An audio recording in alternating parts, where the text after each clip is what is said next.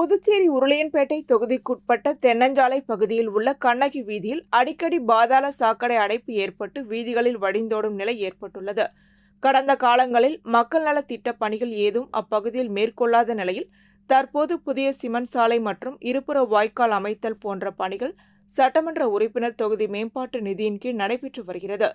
மேலும் புதிய சிமெண்ட் சாலை அமைக்கும் கண்ணகி வீதியில் அடிக்கடி பாதாள சாக்கடை அடைப்பு ஏற்படுகிறது.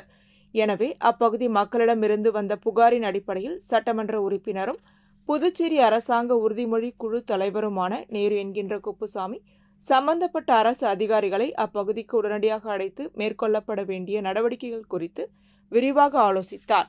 மேலும் அப்பகுதியில் உள்ள கழிவுநீர் சாக்கடை அடைப்பை உடனடியாக தீர்வுக்கு கொண்டு வருமாறு அரசு அதிகாரிகளை கேட்டுக்கொண்டார்.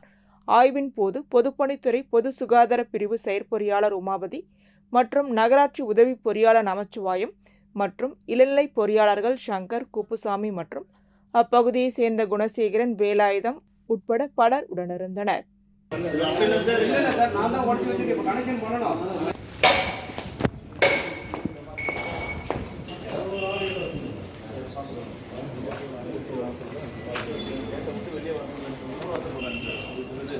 இதை வச்சு அவங்க வந்து ஃபோட்டோ எடுத்து அது எடுத்துன்னு வாட்ஸ்அப், ஃபேஸ்புக்கெல்லாம் போட்டுன்னு